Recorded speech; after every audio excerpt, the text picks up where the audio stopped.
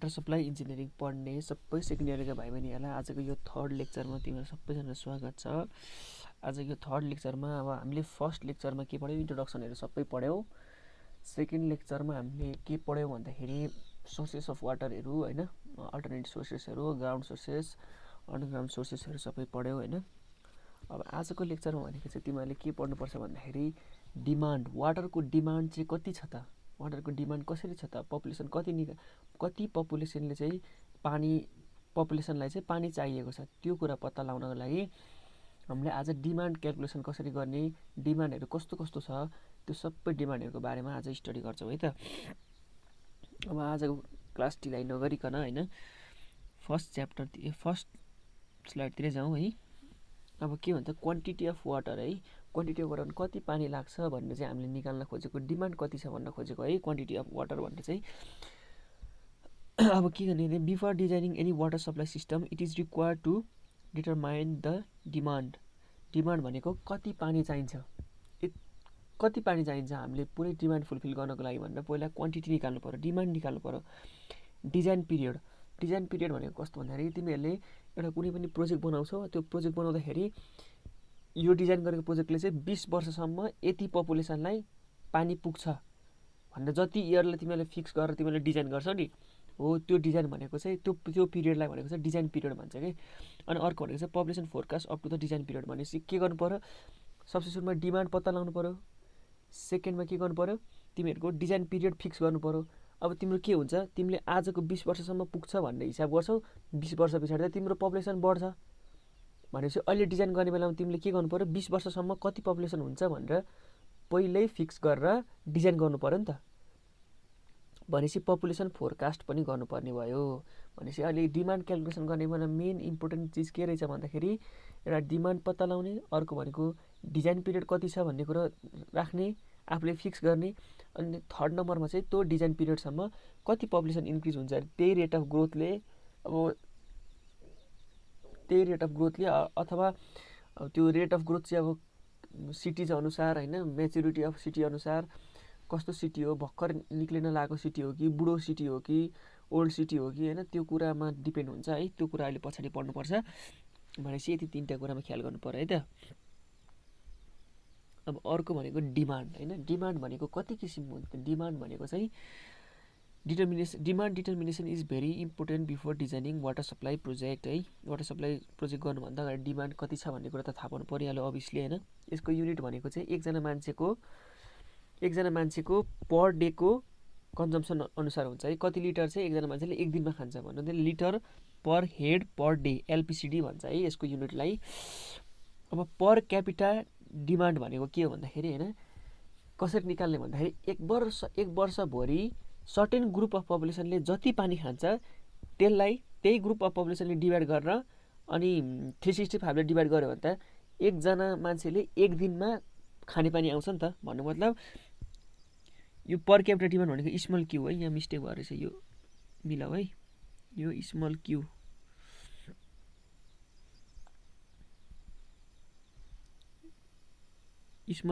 Equals to है, यो small Q equals to ठुलो Q divide by P into 365 है। स्मल क्यू भनेको चाहिँ पर क्यापिटा डिमान्डको यो नोटेसन हो है। अनि ठुलो क्यू भनेको चाहिँ के भन्दाखेरि तिम्रो एक वर्षभरि कति पानी खपत भयो, एक वर्षभरिको पानी डिभाइडेड बाई कति पपुलेसनले तिमीले पानी सर्भ गर्दैछौ, 10,000 20,000 1 लाख 2 लाख त्यो पपुलेसन इन्टु 365 डिभाइड बाई 365 गऱ्यो भने एकजना मान्छेले एभरेजमा एक दिनमा कति पानी खान्छ भन्ने कुरा थाहा हुन्छ। त्यही भएर यसलाई के भनेको चाहिँ एभरेज एनुअल डेली कन्जम्सन भनेछ है। 365 ले डिभाइड गर्ने बित्तिकै डेलीमा पुग्यो, अब कहिले कम खान सक्छ कहिले बढी खान सक्छ, तर एभरेजमा आउँछ है यो पर क्यापिटा डिमान्डले चाहिँ है। अब after calculation of total demand the source are search to fulfil the demand. अब के गरिन्छ हो, यो डिमान्ड क्यालकुलेसन गरेपछि चाहिँ अब यो डिमान्डलाई फुलफिल हुने खालको सोर्सहरू क्यालकुलेसन गरिन्छ है। अब के हुन्छ हाम्रो डिमान्डहरू कति किसिमको हुने रहेछ त, यहाँ हेर त, एउटा domestic demand, livestock demand, commercial demand, industrial demand, demand for public places, fire demand and wastage and leakages है। अब यसको बारेमा सबै राम्रो डिटेलमा पढ्छौँ हामीले होइन। सबसे सुरुमा जाउँ हामी डोमेस्टिक डिमान्ड। डोमेस्टिक डिमान्ड भनेको के हो भन्दाखेरि हाम्रो घरमा युज हुने सबै खालको डिमान्डहरू, खानको लागि, लुगा धुनको लागि, नुहाउनको लागि, हाउसको सेनिटेसनको लागि, सरसफाइ गर्नको लागि, घरमा जति जति जेको लागि पानी चाहिन्छ नि त्यो भनेको चाहिँ हाउस डिमान्ड भयो होइन। अब यो भनेको धेरैवटा कुरा फ्याक्टरले डिटरमाइन डिपेन्ड हुन्छ। यो भनेको कोही मान्छेको लार्ज फ्यामिली हुन्छ, कोहीको स्मल फ्यामिली हुन्छ, कोहीको अब सोसियल स्ट्याटस भनेको अलिकति अब हाई क्लास लो क्लासको हुन्छ, तिनीहरूले पनि तिनीहरूको वाटर कन्जम्सन रेट फरक हुन्छ, क्लाइमेटिक कन्डिसनले हुन्छ। क्लाइमेटिक कन्डिसन जाडो ठाउँमा कम पानी खपत, गर्मी ठाउँमा ज्यादा पानी खपत हुन्छ, लिभिङ स्ट्यान्डर्ड यस्तो कुराहरूले चाहिँ हेबिट, अब कोहीको नुहाइराख्ने बानी हुन्छ, कोहीको कम नुहाउने बानी हुन्छ, कोहीको लुगा धुनुपर्ने हुन्छ, त्यस्तो कुराले नै यसको डोमेस्टिक डिमान्ड कति छ भन्ने कुरा एकदम भेरिज गर्छ, एकदम फ्लक्चुएटिङ हुन्छ है। अब वर्ल्ड हेल्थ अर्गनाइजेसनले चाहिँ के भनेको छ भन्दाखेरि मिनिमम पनि एउटा मान्छेलाई चाहिँ 45 लिटर पर डे चाहिन्छ भनेर भनेको छ है। 45 लिटर पर डे भनेर चाहिन्छ भनेको छ होइन।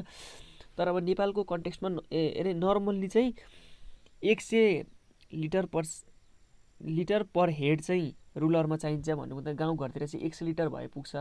अनि अर्बन एरियातिर, सहरी एरियातिर चाहिँ 160 लिटर चाहिने रहेछ है पर मान्छेलाई। तर जेनरली नेपालको प्र्याक्टिसमा चाहिँ के छ भन्दाखेरि होइन, rural area with public tap भनेको छ। के अरे गाउँघरतिर जुन धारा हुन्छ नि पब्लिक ट्याप उनीहरूले चाहिँ 25देखि 45 एलपिसिडी पाइरहेछन् है। अनि सेमी अर्बन एरिया भनेको चाहिँ एकदम ठुलो सहर पनि होइन तर गाउँ पनि होइन, त्यस्तो सेमी अर्बन एरियामा चाहिँ 45 एलपिसिडी हुनु पर्यो है। अनि अर्बन एरियामा भनेको चाहिँ 100 देखि 135 एलपिसिडी हुनु पर्यो है। अब जेनरली भनेको चाहिँ डिजाइनहरूको लागि चाहिँ 112 एलपिसिडी लिन्छ है, जेनरली टेकन एज 112। यो भनेको चाहिँ डोमेस्टिक डिमान्ड भयो है। डोमेस्टिक डिमान्ड भनेको घरमा कति युज हुन्छ। अब यो सबै यहीँ छँदैछ, तिमीहरूले हेर्न सकिहाल्छ है। लाइभ स्टक डिमान्ड भनेको चाहिँ गाई बस्तुहरूलाई चाहिने, गाई बस्तुहरूलाई आफ्नो पेट एनिमल्सहरूलाई कति चाहिन्छ त। अब कति चाहिन्छ त पानी भन्दाखेरि 20% of domestic demand may be taken as livestock demand. अब यो भनेको लम्पसममा लिँदाखेरि चाहिँ 20% लिँदा हुन्छ सिधै, डोमेस्टिक डिमान्ड जति छ त्यसको 20% होइन। अब for big animals like cow, horses होइन, एलिफेन्टहरू जस्तोलाई कस्तो चाहिन्छ 45 litre per animal per day. एउटा एनिमललाई 45 लिटर चाहिन्छ ठुल्ठुलो एनिमल्सहरूलाई होइन। स्मल मिडियम खालको गोटहरू अब डग भयो त्यस्तोहरूलाई चाहिँ 20 litre per animal per day चाहिन्छ है। तर स्मल अब यो एनिमल्स लाइक हेनहरूलाई चाहिँ भनेको 20 litre per 100 animals per day. 100वटा हेनलाई चाहिँ 20 लिटर एक दिनमा भए पुग्छ है। त्यो चाहिँ डोमेस्टिक डिमान्ड भयो है। अब कमर्सियल एन्ड इन्स्टिट्युसनल डिमान्ड भनेको के भन्दाखेरि इन्स्टिट्युटहरूमा कमर्सियल इन्स्टिट्युटहरू भनेको स्कुल अफिसहरूमा चाहिँ कति खपत हुन्छ त है, पानी कति डिमान्ड हुन्छ त्यो भनेको चाहिँ एकदम जेनरल प्र्याक्टिसको लागि चाहिँ 45 एलपिसिडी एकजना मान्छेलाई 45 लिटर चाहिन्छ भन्ने कुरो बुझिन्छ एउटा इन्स्टिट्युटमा है, एउटा इन्स्टिट्युटमा। अब इन्डस्ट्रियल डिमान्ड भनेको के हुन्छ, यो पनि 20% अफ टोटल, यो चाहिँ domestic plus livestock demand लिन सकिन्छ है। 20% of total domestic plus livestock demand चाहिँ इन्डस्ट्रियल डिमान्ड हुन्छ है। यो चाहिँ मेनली के हुन्छ अर्बन एरियामा मात्रै कन्सिडर गर्ने भइहाल्यो अभियसली होइन। अनि डिमान्ड इन पब्लिक प्लेसेस भनेको के हो, पब्लिक प्लेसेसमा कहाँ युज हुन्छ पानी भनेको रोडको धुलोहरू गर्नलाई, अनि धुलोहरू मार्नलाई, अनि अर्को भनेको पानीहरू लाउनलाई, पार्कहरूमा फाउन्टेनमा हुन्छ नि पानी, त्यो पानीहरू, अनि पार्कमा अलिकति अब इरिगेसनहरू गर्नु पऱ्यो होइन। अनि त्यस्तो कुराहरू अलिअलि ढलहरूमा पनि युज गर्नु पऱ्यो भने चाहिँ त्यो पानी चाहिँ त्यो भनेको चाहिँ पब्लिक प्लेसेसको लागि चाहिने हो होइन। त्यो भनेको चाहिँ नर्मल्ली 20देखि 25% चाहिँ टोटल डिमान्डको चाहिँ 20देखि 25% चाहिँ पब्लिक प्लेसेसको डिमान्डलाई मानिन्छ है। अब फायर डिमान्ड भनेको के हो, फायर डिमान्ड भनेको जब फायर आउटब्रेक हुन्छ त्यति बेलामा फायर डिमान्ड चाहिन्छ है।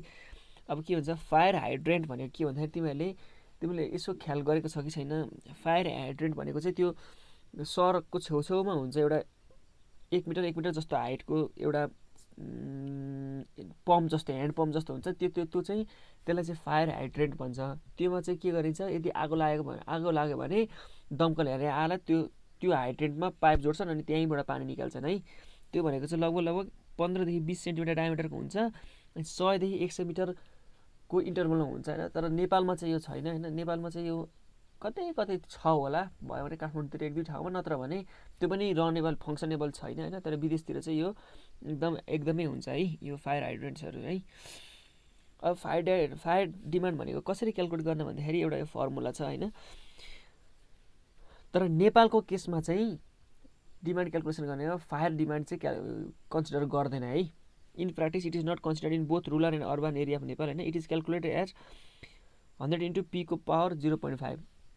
अब क्यु भनेको के हो, quantity of water in kilo litres per day भन्नुको मतलब जति लिटर आउँछ त्यसलाई, जति क्युको भ्यालु जति आउँछ त्यसलाई 1000 ले मल्टिप्लाई गरेपछि मात्रै लिटरमा आउँछ है।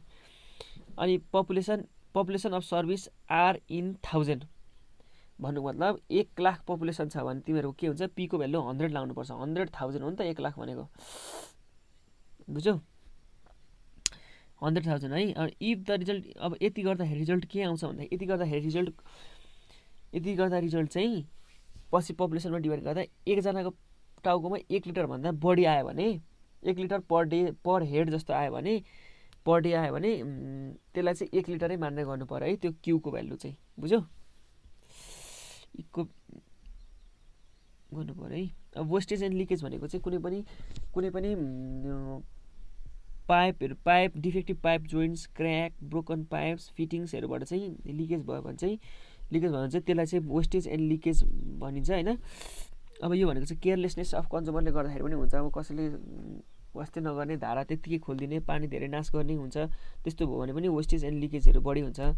अब यो भनेको चाहिँ 15 देखि 20% अफ टोटल डिमान्ड चाहिँ मानिन्छ अर्बन एरियामा होइन। 15 देखि 20% जस्तो नै हुन्छ, निकै डिमान्ड हुन्छ। तर एउटा फ्याक्ट के छ भने काठमाडौँ भ्यालीमा चाहिँ 50% वाटर चाहिँ वेस्टेज एन्ड लिकेज छ कि, भने त्यत्रो धेरै डिफेक्टिभहरू छ कि काठमाडौँमा, डिफेक्टिभ पाइप नेटवर्क छ है काठमाडौँमा।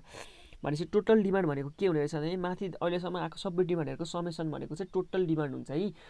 अब यो टोटल डिमान्ड भनेको चाहिँ तिम्रो रिजर्भोयरको भोल्युम, रिजर्भोयर कत्रो राख्ने भन्ने कुरामा युज हुन्छ है। रिजर्भोयरको भोल्युम कत्रो राख्ने भन्ने कुरालाई टोटल डिमान्ड क्यालकुलेसन गर्नुपर्छ है। टोटल डिमान्ड क्यालकुलेट गरेपछि यति भोल्युमको स्टोरेज बनाउनुपर्छ भन्ने कुरा पनि थाहा हुन्छ है। अब यसमा यही हो है, तिमीले यो पर्सेन्टेजहरू अलिअलि सम्झिनुपर्छ होइन। अब डिमान्ड भनेको चाहिँ के कुराले, फ्याक्टर्स इफेक्टिङ डिमान्ड है। डिमान्ड के कुराले फरक पर्छ। अब एउटा भनेको size and type of community है। अब कम्युनिटी एकदम पुरानो सोच, रूढिवादीवाला सोच होइन, धेरै छ भने सोच छ भने के हुन्छ, एकदम साइज एकदम सानो खालको साइज छ भने एकदम कमै लाग्ने भयो होइन। अब टाइप अफ कम्युनिटी भनेको कोही कस्तो हुन्छ, कोही मान्छेहरू अब टिपिकल्ली भन्नुपर्दाखेरि बाहुन छेत्रीहरूको लागि भनेको अब कस्तो हुन्छ, बिहान उठेर नुहाउने ओर्ने, पानी उनीहरूको रिचुअल चाहिँ अलिक फरक हुन्छ, पानी धेरै युज गर्न सक्छ होइन। अब कास्ट अनुसार पनि, टाइप अनुसार पनि धेरै पानी खपत हुनसक्छ होइन। लिभिङ स्ट्यान्डर्ड भनेको जसको चाहिँ लिभिङ स्ट्यान्डर्ड हाई छ त्यसले चाहिँ बढी पानी खपत गर्छ है, डाइरेक्टली प्रोपोर्सनल हुन्छ है। अनि क्लाइमेटिक कन्डिसन भनेको डाइरेक्टली प्रोपोर्सनल। अब कस्तो हुन्छ भने तिम्रो जति जाडो भयो त्यति पानी खपत कम, डिमान्ड कम, त्यति नै, जति गर्मी त्यति नै डिमान्ड ज्यादा है। अनि क्वालिटी अफ वाटर भनेको जति क्वालिटी राम्रो भयो त्यति नै डिमान्ड बढी, जति क्वालिटी नराम्रो त्यति नै demand com. Pressure of supply भनेको तिमीले थोरै धारा खोल्ने बित्तिकै वार्रै पानी आउने रहेछ भने त तिम्रो डिमान्डै धेरै हुने भयो होइन। तिमीले धेरै पानी नाश गर्ने भयो भनेपछि डाइरेक्टली प्रोपोर्सनल हुने भयो है। प्रेसर अफ सप्लाई जति बढी भयो डिमान्ड पनि त्यति नै बढी हुन्छ। अब मिटरिङ के छ, घरमा लगेर मिटर जोड्दै राख्यो भने तिमीले अलिक फारो गरेर चलाउँछौ, मिटर एकदम चढ्छ भनेपछि डिमान्ड अलिक कम हुने भयो। मिटरिङसँग इन्भर्सली प्रोपोर्सनल छ।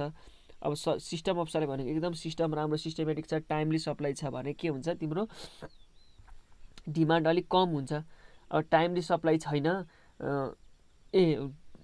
सिस्टम अफ सप्लाई कसरी, तिम्रो टाइमली सप्लाई छ भने के हुन्छ, तिम्रो एकदम डिमान्ड ज्यादा हुन्छ, किनभने तिमीलाई भनेको टाइममा पानी आउँदैन, यो बेला मात्रै आउने भन्ने हुन्छ। तर अन टाइमली आएकै गर्ने या आउँदै नआउने छ भने के हुन्छ, डिमान्ड एकदम हाई हुन्छ है। अनि वाटर हेड भनेको पनि त्यो प्रेसरसँगै रिलेटेड हुन्छ। वाटर हेड भनेको जति धेरै हेड भयो त्यति धेरै प्रेसरमा पानी आउँछ है।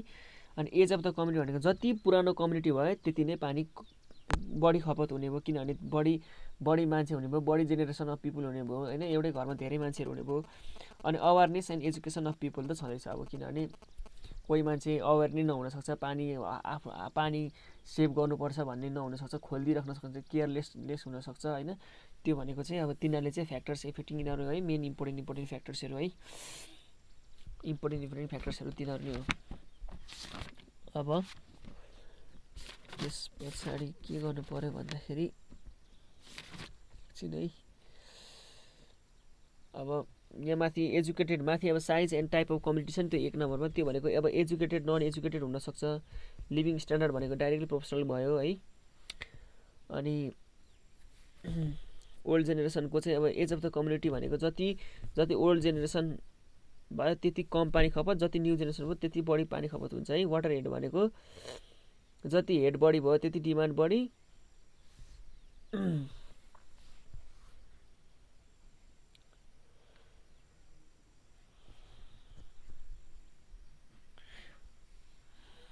है अब अर्को के छ, अब यो डिजाइन पिरियड भन्ने आयो है। अब अघि हामीले के गरेको थियो, डिमान्ड सुरुमा के गर्नु पर्यो, डिमान्ड कति छ भन्ने कुरा थाहा पाउनु पर्यो।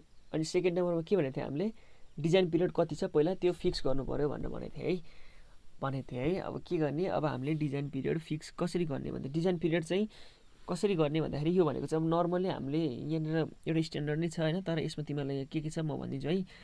सर्वेइङ इयर भन्ने हुन्छ एउटा टर्म होइन। सर्वेइङ इयर भनेको चाहिँ तिमीले वाटर सप्लाई प्रोजेक्ट बनाउँछु भनेर भनेपछि तिमीले वाटर डिमान्ड क्यालकुलेसन गर्नलाई जब तिमी सर्वे गर्न थाल्छौ नि, त्यो भनेको चाहिँ सर्वे इयर होइन। त्यो जुन वर्षमा सर्वे क्यारी गर्छौ त्यसलाई सर्वे इयर भन्छ होइन। बेस पिरियड, अब it is the period of base period भनेको चाहिँ कुन हो, त्यो एउटा पिरियड हो जहाँमा चाहिँ तिमीले सर्वे गर्छौ, वाटर सप्लाई सिस्टम डिजाइन गर्छौ, कन्स्ट्रक्सन गर्छौ होइन, त्यसलाई चाहिँ डिजाइन पिरियड भन्छ है।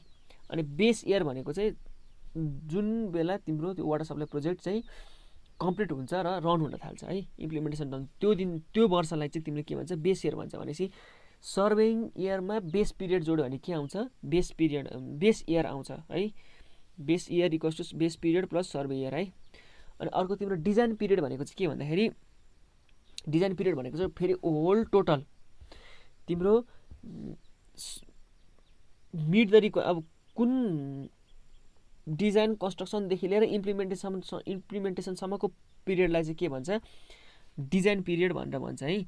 अब यो भनेको न छोटो लिन मिल्छ न धेरै लिन मिल्छ। छोटो लियो भने के हुन्छ, तिम्रो के हुन्छ, वाटर सप्लाई प्रोजेक्ट तिमीले 10 वर्षको लागि बनाउँछौ, 10 वर्ष पछाडि तिम्रो फेरि अर्को water supply design project design गर्नुपर्छ भनेपछि त्यहाँनिर के हुन्छ, तिम्रो कस्ट एकदम फेरि नयाँ कस्ट लाग्ने भयो, धेरै झन्झट हुने भयो, धेरै फेरि वाटर सप्लाई सिस्टम डिजाइन गर्नुपर्ने भयो होइन। तर फेरि टु लङ राख्यो भने के हुन्छ, तिम्रो पपुलेसन पपुलेसन एकदम बढेर पछि त्यो हुनसक्छ के अरे पानी नपुग्ने पनि चान्सेस हुन्छ। प्लस तिम्रो तिमीले 10 वर्ष राख्ने सट्टा 30 वर्ष राख्यो भने 30 वर्ष तिमीले पपुलेसन फोरकास्ट गर्छौ, अहिलेको पपुलेसन 5 लाख छ भने अबको 30 वर्षमा पपुलेसन 15 लाख हुन्छ भन्ने इस्टिमेसनले तिमीले डिजाइन गर्यो भने स्ट्रक्चरहरू पनि ठुल्ठुलो स्ट्रक्चरहरू बन्छ।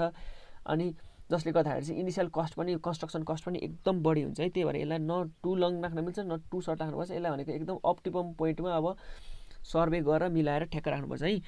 अब यसमा नेपालमा भनेको चाहिँ 22 देखि 30 वर्ष राखिन्छ होइन। अनि यदि ड्याम स्टोरेज छ भने, अब स्टोरेज रिजर्भर छ भने चाहिँ 50 वर्षसम्म राख्न सकिन्छ है। अनि इन कन्टेक्स्ट अफ नेपाल भनेको चाहिँ के छ, 15 देखि 20 वर्ष रुरल एरियामा अनि 25 देखि 30 वर्ष अर्बन एरियामा राखिन्छ है डिजाइन पिरियड चाहिँ होइन। अब डिजाइन पिरियड भनेको चाहिँ के पिरियड हो भन्दाखेरि चाहिँ कतिसम्म यो प्रोजेक्ट चाहिँ कतिसम्म यो वाटर सप्लाई प्रोजेक्टले चाहिँ थाम्ने भन्ने एउटा डिजाइन पिरियड भनेको यतिसम्म यो वाटर सप्लाई प्रोजेक्टले चाहिँ यहाँको पपुलेसनलाई डिमान्ड धान्न सक्छ है भनेर एउटा रन भएदेखि एउटा जुन पिरियड हुन्छ नि त्यो पिरियडलाई चाहिँ के भन्छ, डिजाइन पिरियड भन्छ। भनेपछि सर्भिस इयर भनेको चाहिँ के हो भन्दाखेरि डिजाइन पिरियड जुन वर्ष सकिन्छ नि त्यसलाई चाहिँ सर्भिस इयर भन्छ कि। भनेपछि service year, design year, service year पनि भन्छ, डिजाइन इयर पनि भन्छ। भनेपछि लास्टमा सर्भिस इयर भनेको के हो त सर्वे इयर हो। सर्वे इयरमा बेस पिरियड जोड्यो भने बेस इयर आउँछ, अनि त्यसमा डिजाइन पिरियड जोड्यो भने के आउँछ, डिजाइन इयर आउँछ है। यो फर्मुला यही छ है। एक्जाम्पल हेर, यहाँ सर्वेइङ इयर भनेको के छ, 2017 छ। बेस इयर भनेको के छ, 2020 छ। भनेपछि बेस पिरियड भनेको कति भयो, 2020 प्लस 2017 भयो। अब तिम्रो के छ, डिजाइन पिरियड भनेको 25 वर्ष। 25 वर्षसम्म यो वाटर सप्लाई सिस्टमले हामीलाई पानी पुर्याउन सक्छ भनेर तिमीले 25 वर्ष एजुम गरेछौ भनेपछि जब 25 वर्ष सकिन्छ त्यो वर्षलाई चाहिँ के भन्छ, service year or design year भन्छ है। अनि त्यो भनेको के हो, सर्भिस इयर भनेको 2000 बेस इयरदेखि सुरु हुने भयो। त्यो भनेको बेस इयरदेखि भनेको जबदेखि वाटर सप्लाई सिस्टम रन गर्न सुरु हुन्छ नि त्यहाँदेखि सुरु हुने हो है। 2020 प्लस 25 गरेपछि 2000 यो मिस्टेक भएको रहेछ, 2045 हो है। यो मिस्टेक भएको रहेछ है, मिस्टेक 2045 है यहाँनिर इक्वल्स टु यो मिस्टेक छ यहाँनिर 2045 सम्म पुग्ने रहेछ है। अब के छ डिजाइन पिरियड चाहिँ के हिसाबले गरिन्छ त। अब हामीले अहिले भर्खर गरेको डिजाइन पिरियड कति राख्ने भन्ने कुराले फरक पर्छ। सबै कुरा के भयो यहाँ पैसाको कुरा है। सबसे फन्ड एभाइलेबल कति पैसा छ हामीसँग। अब हामीसँग टन्नै पैसा छ, इनिसियल कस्ट हामीलाई कन्स्ट्रक्सन गर्ने पैसा टन्नै छ भने के हुन्छ हामीले डिजाइन पिरियड धेरै वर्षसम्म सारेन भयो, जसले गर्दाखेरि स्ट्रक्चरहरू ठुल्ठुलो बन्न सक्छ। पाइपहरू अलिक ठुलो बनाउनु पर्यो, पाइप अलिक ठुल्ठुलो डायमिटरको राख्नु पर्यो, पछिसम्म चाहिने हो भने त। भनेपछि फन्ड एभाइलेबल छ भने के हुन्छ तिम्रो जति धेरै फन्ड भयो त्यति डिजाइन पिरियड इन्क्रिज गर्न सकिने भयो है। अब rate of interest of loan भनेको छ। अब तिमीले यदि अब लोन कतिको वर्ल्ड ब्याङ्कले अब कुनै ब्याङ्कले होइन कुनै ब्याङ्कहरूबाट लोन लिएर चाहिँ तिमीले वाटर सप्लाई सिस्टम डिजाइन गर्न लागेको छौ भने यदि इन्ट्रेस्ट बढी छ भने तिमीलाई के हुन्छ पे गर्न गाह्रो हुन्छ। भनेपछि त्यो डिजाइन पिरियड के हुन्छ कम राख्नु पर्यो। भनेपछि rate of interest of loan लोनले चाहिँ त्यति फरक पार्छ है। अब तिमी जति धेरै इन्ट्रेस्ट भयो त्यति नै कम डिजाइन पिरियड हुने भयो। Life of pipe and construction material. अब life of pipe and construction material पाइपको लाइफ एकदम राम्रो क्वालिटीको पाइप छ, लाइफ एकदम राम्रो छ भने धेरै डिजाइन पिरियड हुने भयो, नत्र कम डिजाइन पिरियड हुने भयो। अब इन नेपाल भनेको चाहिँ अब यसमा ग्रोथ रेटले पनि फरक पर्छ है। Anticipated growth of town. अब ग्रोथ कस्तो हुन्छ भन्ने कुराले डिटरमाइन गर्ने क्या। यदि ग्रोथ एकदमै बढी हुने भयो भने के गर्ने डिजाइन पिरियड भनेको एकदम कम राख्ने। अब एकदम ग्रोथ एकदम कम छ भने बिस्तारै ग्रोथ हुन्छ भने डिजाइन पिरियड बढी राख्ने नि भयो। नेपालमा के हुन्छ ग्रोथ रेट भनेको 2% भन्दा धेरै छ भने डिजाइन पिरियड भनेको 15 वर्ष मात्र राखिन्छ। अब यदि ग्रोथ रेट भनेको 2% भन्दा कम छ भने के हुन्छ डिजाइन पिरियड भनेको 20 वर्ष राखिन्छ। अब ग्रोथ रेट एकदमै कम 1% भन्दा पनि कम छ भने त्यसलाई के भनिन्छ 1% मानिन्छ र 20 वर्ष राखिन्छ है।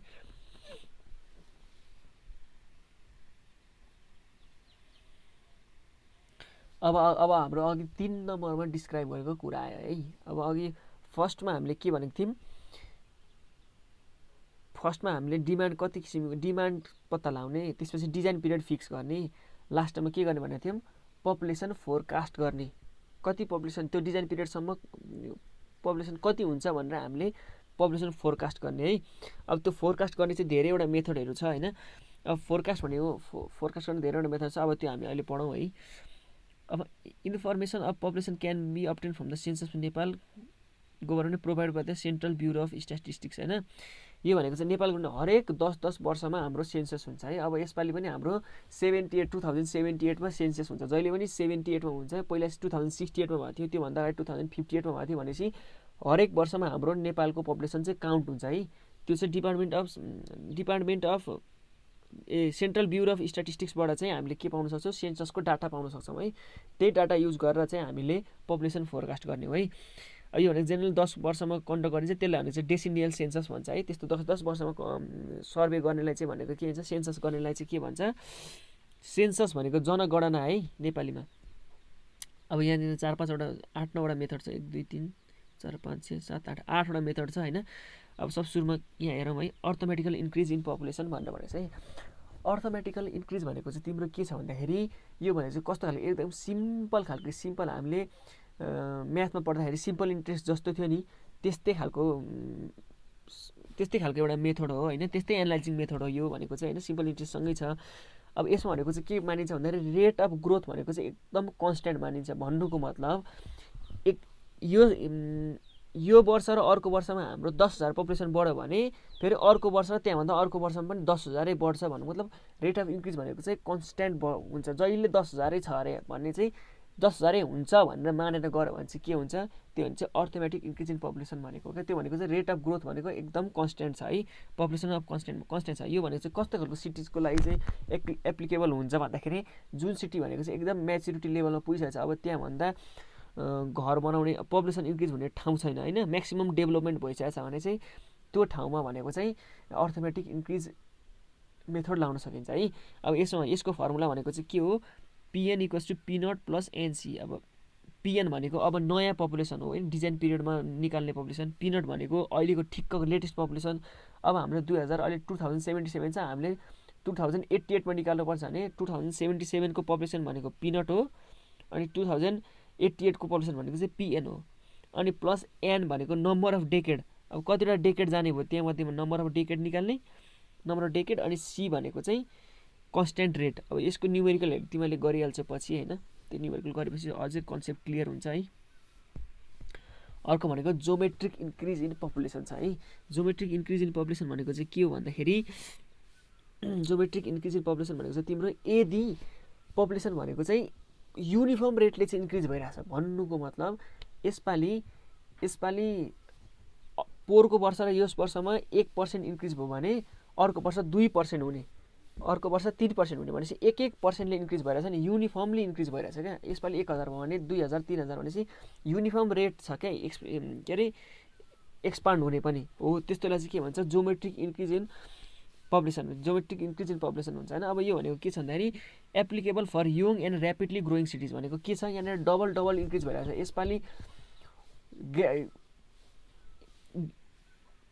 यसपालि चाहिँ अब तिमीहरूको 1 छ भने अर्को वर्ष 2 हुने भयो, यसरी ठ्याक्क युनिफर्म रेटमा डबल रूपमा इन्क्रिज हुँदै जाने भएको भएर यो भनेको चाहिँ ऱ्यापिडली ग्रोथ रेट भर्खर सुरु भएको सिटिजहरूमा चाहिँ यसको पपुलेसन फोरकास्ट गर्न चाहिँ युज हुन्छ है। अब यसको फर्मुला भनेको त्यही हो, p n plus p nought plus 1 plus आरको पावर एन हुन्छ है। यो फर्मुला अब तिमीहरूले बुझिहाल्छौ है, न्युमेरिकल गर्दा कन्सेप्ट क्लियर हुन्छ। अब इन्क्रिमेन्टल इन्क्रिज इन पपुलेसन भनेको चाहिँ के हुन्छ भन्दाखेरि तिम्रो सधैँभरि तिम्रो कन्स्ट्यान्ट रेटमा इन्क्रिज हुन्छ भन्ने कहीँ पनि छैन, किनभने तिम्रो यसपालि 10,000 बढ्न सक्छ, अर्को पालि 20,000 हुन्छ भन्ने ग्यारेन्टी छैन कि, अर्को वर्ग 40,000 पनि हुनसक्छ, एकैचोटि झ्याप्पै बढ्न पनि सक्छ होइन। भनेपछि इन्क्रिमेन्टमा पनि कति इन्क्रिज भइरहेछ त भनेर त्यो निकालेर गर्ने प्रोसेसलाई चाहिँ भन्छ इन्क्रिमेन्टल इन्क्रिज प्रोसेस भन्छ क्या। भन्नुको मतलब यो भनेको अर्थमेटिकल र जोमेट्रिकल दुइटै प्रोसेसको कम्बिनेसन हो भनेर नै हुन्छ। अनि यसमा भनेको चाहिँ P N equals to P naught plus N C भनेको के हो, अर्थमेटिक हो, अनि n plus 1 divided 2 into I भनेको चाहिँ जोमेट्रिक पार्ट हो है। यसमा यति दुईवटा भनेको अर्थमेटिक हो, यति दुईवटा भनेको चाहिँ जोमेट्रिक पार्ट भयो है। अब के हुन्छ यसमा भनेको sum of average increase in per decade, यो भनेको average increase in per decade यो भयो, अनि average incremental increase per decade. Incremental increase भनेको जति वर्षैपछि पोहोरको भन्दा यसपालि 2% इन्क्रिमेन्ट छ भने अब यो भन्दा अर्को वर्षमा 2बाट कति % इन्क्रिज हुन्छ भन्ने निकाल्ने प्रोसेसलाई चाहिँ इन्क्रिमेन्टल इन्क्रिज प्रोसेस भनिन्छ क्या। भन्नुको मतलब एकचोटि म तिमीलाई यहाँ क्यालकुलेसन दिन्छु है त। 2000 अब हाम्रो पोहोरको वर्षमा 2% इन्क्रिज भयो, यसपालि 4% इन्क्रिज भयो होइन। अब अर्को साल 6% इन्क्रिज हुन्छ भने पोहोरको इन्क्रिमेन्ट भन्दा यसपालिको इन्क्रिमेन्टमा कति 2% अझै इन्क्रिज भयो नि, इन्क्रिमेन्टल इन्क्रिज अझै 2% इन्क्रिज भयो, यसमा अझै 2% इन्क्रिज भयो भनेपछि इन्क्रिमेन्टल इन्क्रिजलाई चाहिँ हिसाब गरेर चाहिँ निकाल्नेलाई चाहिँ इन्क्रिमेन्टल इन्क्रिज भन्छ है। हो यो भनेको चाहिँ के हुन्छ, यो पनि एकदम ऱ्यापिडली ग्रोइङ पपुलेसनहरूमा युज हुन्छ है। अब डिक्रिजिङ रेट अफ ग्रोथ, अब तिम्रो एकदम सहर भनेको एकदम ओल्ड सिटी छ अरे, अब तिम्रो डेभलपमेन्ट एकदम म्याक्सिमम फेजमा पुगिसकेको छ, के हुन्छ तिम्रो ग्रोथ रेट इन्क्रिजै हुन्छ भन्ने जरुरी छ त छैन नि। भनेको मतलब यसपालि पोहोर र यसपालिमा 30,000 पपुलेसन बढ्यो भने अब यसपालि र अर्को वर्षमा 20,000 पपुलेसन पनि बढ्न सक्छ नि त। भन्नु मतलब पोहोरको भन्दा रेट अफ इन्क्रिमेन्ट त यसपालि त घट्यो नि, भनेपछि डिक्रिमेन्ट इन रेट भयो नि त। रेट अफ ग्रोथ भनेको पोहोरको भन्दा यसपालि कम भयो नि। हो यो यस्तो खालको सिटीको लागि चाहिँ decrease rate of growth declining growth rate method चाहिँ लगाइन्छ है।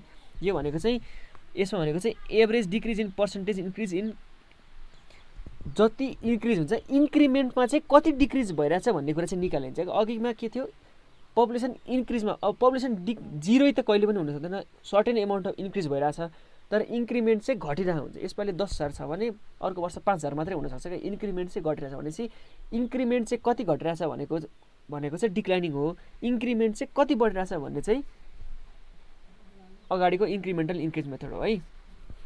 अनि यो भनेको चाहिँ अब बुढो एज भइसकेकोलाई चाहिँ डिक्लाइनिङ मेथड लगाइन्छ होइन।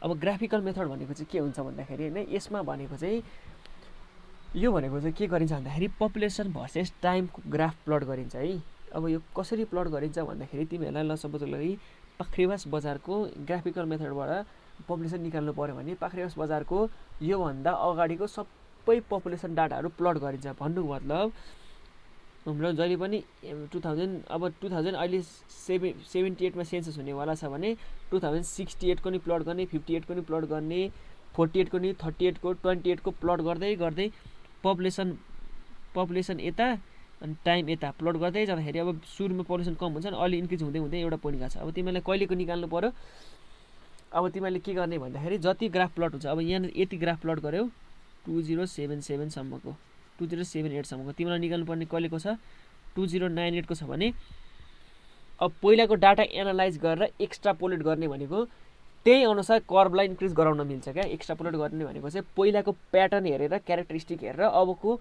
फ्युचरमा चाहिँ यस्तो हुन्छ होला भनेर कम्प्युटरले आफै डाटा एक्स्ट्रापोलेट गरिदिन्छ होइन। त्यो डाटा एक्स्ट्रापोलेट गरेर यहाँसम्म लाने, यहाँनिर हेर त फिगरमा डट डट डट छ नि, त्यो डाटा एक्स्ट्रापोलेट गरेर लाने अनि त्यहाँबाट यसरी टाइम भइहाल्यो अनि त्यसको करेस्पोन्डिङ यता पपुलेसन हेर्ने है। त्यो भनेको चाहिँ ग्राफिकल मेथड भयो है। यो भनेको चाहिँ युजफुल हुन्छ तर रिलायबल हुँदैन, किनभने यो भनेको कम्प्युटरले गरेको एक्स्ट्रापोलेट हो होइन, पहिलाको डाटाको क्यारेक्टरिस्टिकहरू हेरेर चाहिँ एक्स्ट्रापोलेट गरेको भएर यो चाहिँ त्यति रिलायबल चाहिँ हुँदैन है। यो भनेको चाहिँ हेर त, in this method curve of population versus time is plotted from the previous data, then curve is extrapolated smoothly according to its nature up to the desired year होइन। अनि त्यो डिजाइन इयर एक्स्ट्राप्लोट भएपछि यहाँ डिजाइन इयर छ अनि त्यसको corresponding population यता कति छ भनेर हेर्ने है ग्राफमा। अब अर्को भनेको चाहिँ कम्पेरेटिभ ग्राफ मेथड छ है। अब कम्पेरेटिभ ग्राफ मेथड भनेको चाहिँ यस्तै के भनेको छ भने in this method curve of versus population time is plotted from the previous data of different town which has similar population character 3-4 decade ago. 30-40 वर्ष अगाडि ल पाख्रीबासको पपुलेसन हामीले निकाल्नु पर्यो भने अहिले पाख्रीबास जस्तो कुन चाहिँ सहरहरू थियो क्या 30-40 वर्ष अगाडि हो, त्यसको सहरको डाटाहरू प्लट गर्ने अनि हो त्यो प्लट गरेर अनि एक्स्ट्राप्लोट गर्ने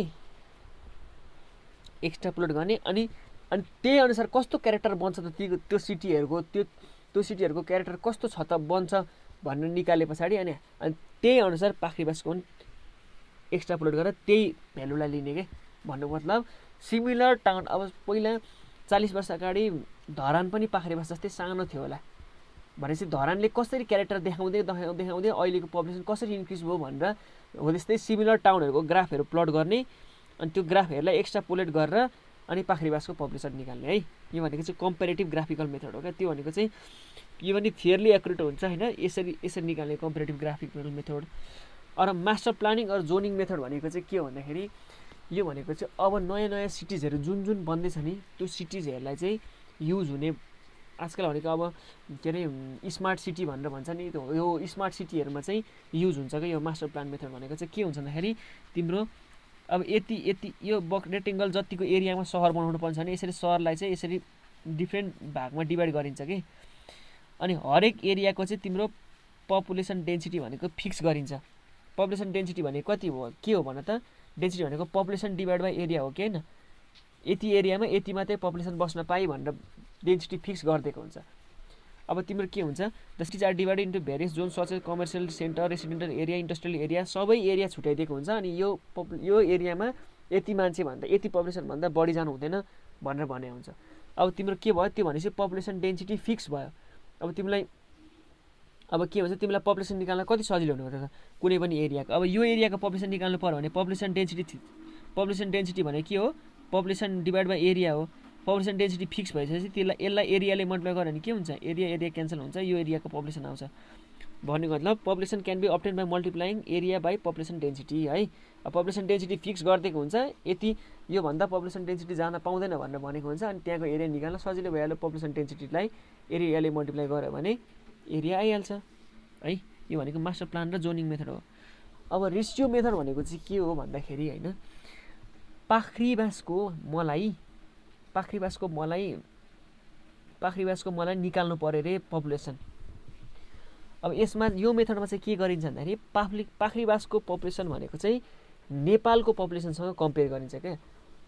अब अहिले 2077 इयर छ भने पछाडि पाख्रीबासको पपुलेसन 2010 मा कति थियो, योभन्दा अगाडिको पपुलेसनको डाटाहरू चाहिँ पाख्रीबासको पपुलेसन डिभाइड बाई काठमाडौँको पपुलेसन गर्दाखेरि जति रेसियो आउँछ नि त्यो रेसियोहरू अगाडिको डाटाहरूको सबै रेसियो प्लट गरेर अघि त्यो सिम्पल ग्राफिकल मेथड जस्तै हो यो पनि होइन।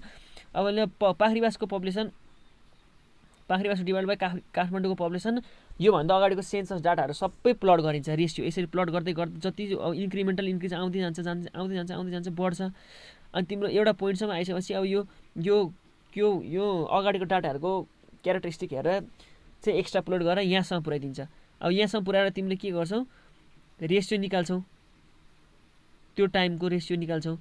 अब पपुलेसन अफ पाखरीबास डिभाइड बाई काठमाडौँको 2098 को रेसियो आइसके पछाडि त तिमीले के गर्ने मिल्यो, पछि त्यसलाई काठमाडौँको पपुलेसन झ्यापै मल्टिप्लाई गर्यो भने पाखरीबासको पपुलेसन आयो कि आएन, रेसियोलाई काठमाडौँको पपुलेसनले मल्टिप्लाई गर्यो भने रेसियो आउँछ कि पाखरीबासको पपुलेसन एकैचोटि आउँछ हो। भनेपछि रेसियो मेथड भनेको चाहिँ कुनै पनि एउटा ठुलो पपुलेसन बडीसँग चाहिँ त्यो सानो पपुलेसन बडी, जुन ठुलो पपुलेसन बडी जसको चाहिँ हामीलाई पपुलेसन एकैचोटि थाहा हुनसक्छ, भन्नु मतलब हामीलाई नेपालको पपुलेसन एकैचोटि थाहा हुनसक्छ भन्नुको भएपछि पाखरीबासलाई नेपालको पपुलेसनसँग कम्पेयर गर्ने। पाखरीबासको पपुलेसन डिभाइड बाई नेपालको पपुलेसन गर्दाखेरि जति रेसियो आउँछ त्यस्तो रेसियोहरू प्लट गर्ने योभन्दा अगाडिको वर्षहरूको सबैको सेन्सस पपुलेसन यो जनगणना भएको वर्षहरूको सबैको। त्यसो गर्दा एउटा ग्राफ आउँछ।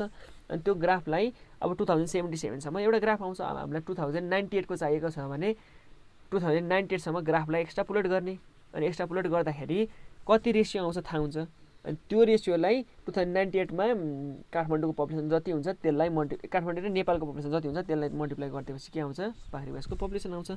यो भनेको चाहिँ रेसियो मेथड हो है, रेसियो मेथड हो है यो भनेको चाहिँ रेसियो मेथड हो। यसपालिको भिडियो अलिक लामै भएछ है, लामै भएछ। अब एउटा भेरिएसन अन वाटर डिमान्ड छ है।